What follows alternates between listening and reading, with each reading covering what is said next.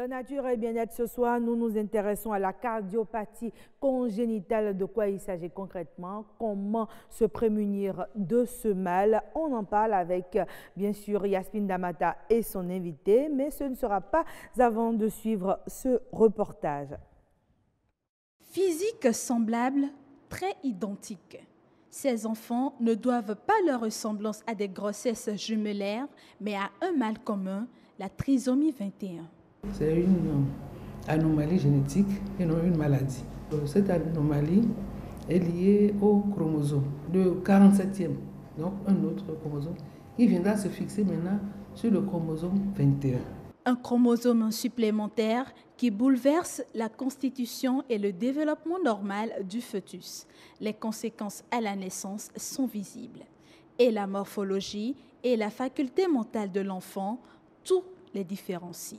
D'abord, ils ont un cou qui est plus court que d'habitude et le dos du crâne qui est plat.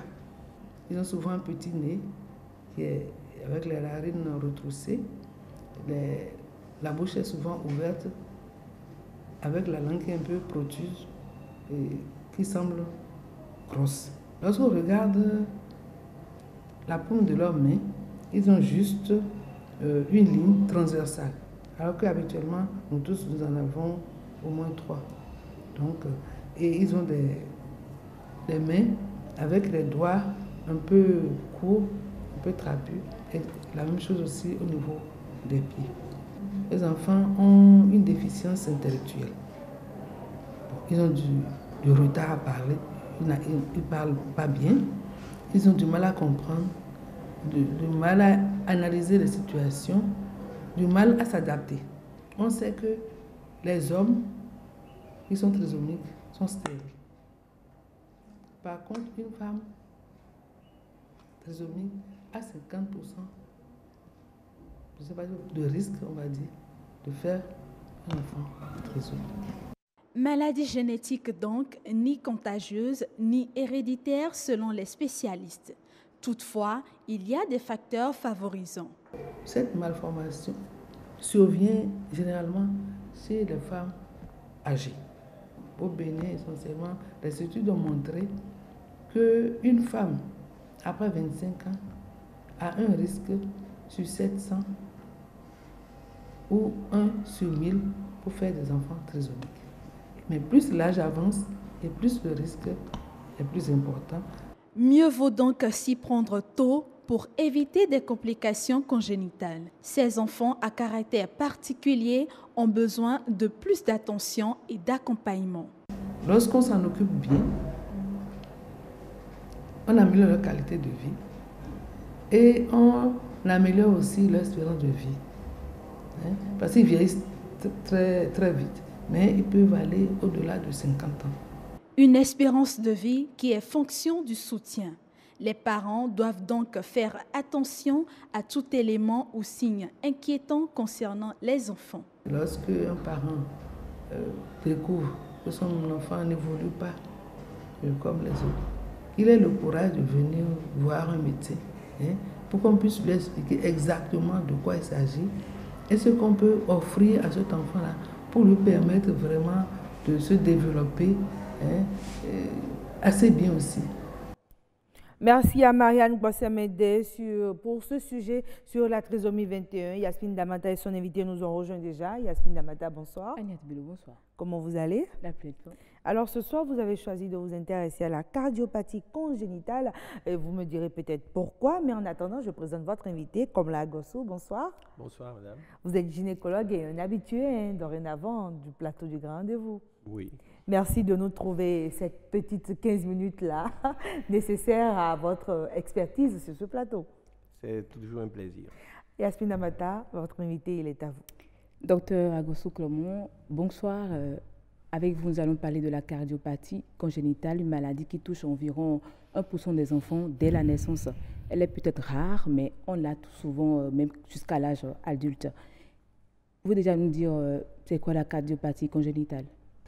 Alors, un peu comme vous le disiez, la cardiopathie congénitale, c'est une maladie, je veux dire, parce que cela ne se manifestera pas des signes anormaux, mais c'est plus une anomalie de formation, donc des organes particuliers. C'est le cœur, cette fois-ci. Donc, la cardiopathie congénitale est une maladie qui va être induite par des anomalies au niveau du développement du cœur.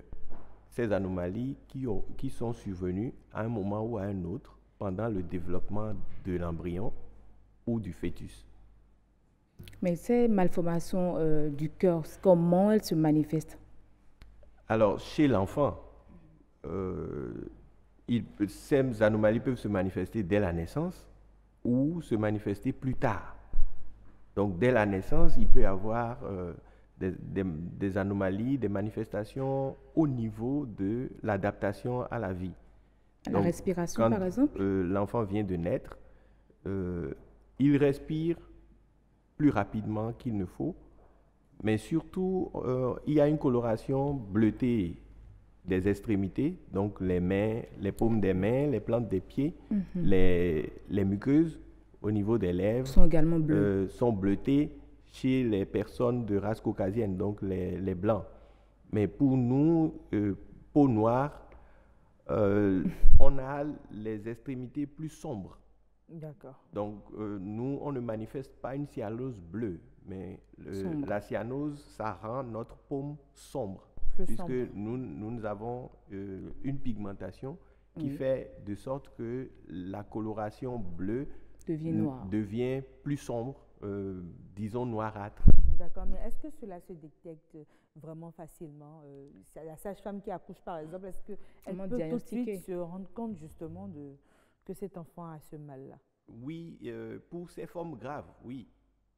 Pour ces types de cardiopathie qui donnent la cyanose, donc la coloration des extrémités et les difficultés respiratoires à la naissance, oui, la sage-femme est au courant tout de suite. Le gynécologue ou l'accoucheur est au courant tout de suite, puisque un examen systématique du nouveau-né se fait dès la naissance. Oui. Quand on fait mieux, même, c'est les pédiatres qui reçoivent les nouveau-nés, donc ils les examinent sous toutes les coutures à la naissance. Donc, c'est possible de détecter un certain nombre de ces cardiopathies dès la naissance. D'accord. Mais avant même la naissance du bébé, est-ce qu'il n'y a pas moyen de détecter déjà la cardiopathie au niveau de l'enfant? Alors, la cardiopathie peut être détectée au cours de la vie intra-utérine. Donc, cela est possible grâce à l'examen échographique. Donc, l'échographie, qu'on va dire échographie morphologique, est une échographie particulière qui se fait autour du 5e mois de la grossesse, donc entre la fin du 4e mois et début du 5e mois. Le début ou la fin du 5e mois, c'est la période pendant laquelle on peut détecter déjà. On détecte facilement à l'échographie. Oui, mais est-ce que les gynécologues réclament justement cette échographie-là à ce moment-là? Est-ce que c'est systématique? Cela fait partie du plan du suivi normal d'une grossesse.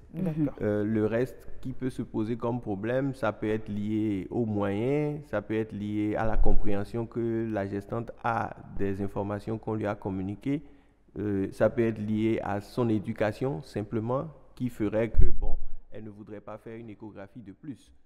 Oui, elle ne voudrait pas faire une échographie de plus, mais quels sont déjà les facteurs qui peuvent pousser la maman à développer, à donner à son enfant, mais voilà, à ce que son enfant fasse une cardiopathie congénitale? Alors, les cardiopathies congénitales peuvent survenir chez des femmes qui ont des antécédents familiaux. Par exemple, une femme qui, dans sa famille, a eu des frères, des cousins qui ont eu une cardiopathie congénitale, doit s'inquiéter de fouiller. Héréditaire, oui, c'est pas héréditaire, mais il y a un risque génétique. Donc, ce n'est pas systématiquement parce que dans la famille, j'en ai eu que moi, je vais en avoir, mais je risque plus d'en avoir que les autres. Voilà, donc il faut contrôler. Voilà comment on va prendre en compte cette notion. Il y a aussi certaines maladies dont la survenue au cours de la grossesse peuvent donner la rubéole, par exemple. Okay. C'est une maladie évitable, par contre, puisque la vaccination existe. Et dans le programme élargi de vaccination, c'est autour de 9 mois.